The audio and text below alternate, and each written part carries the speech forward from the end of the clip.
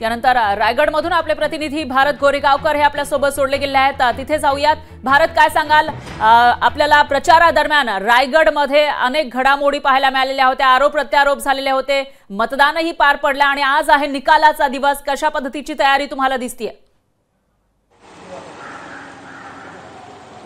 फराहा, रायगडमध्ये एकूण 7 विधानसभा मतदारसंघासाठी मतदान झालेलं होतं आणि आज अर्थातच निकालाचा दिवस आहे। सर्वांची उत्कंठा लागलेली आहे शिगेला की आज नेमकं बाजी कोण मारणार। रायगडमधलं आपण चित्र जर पाहिलं तर महायुती विरुद्ध महाविकास आघाडी अशीच लढत काही ठिकाणी पाहायला मिळाली। अनेक ठिकाणी शिवसेना विरुद्ध शिवसेना, तर एका मतदारसंघामध्ये राष्ट्रवादी विरुद्ध राष्ट्रवादी अशी लढत होती।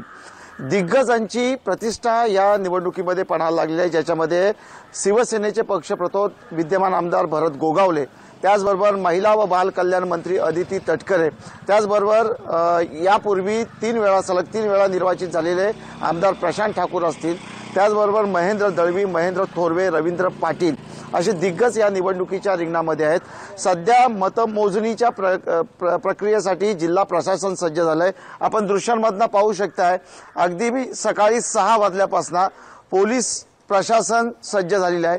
हे बॅरिकेटिंग आहेत। सध्या आपण जे दृश्य पाहताय हे महाड विधानसभा मतदारसंघातील आहे।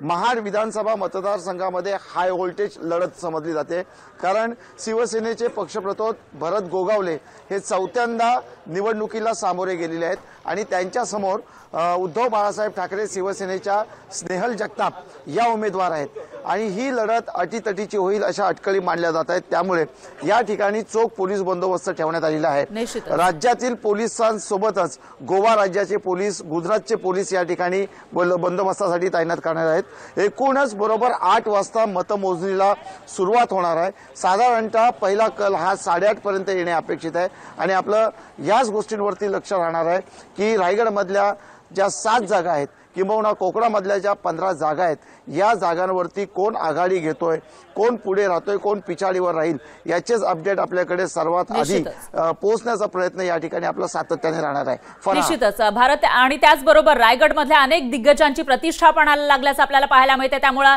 त्यांची धाकधूक वाढलेली असेल, त्याचेही अपडेट आपण घेत राहणार आहोत। लोकशाही मराठी ऐका, पहा, जागरूक रहा।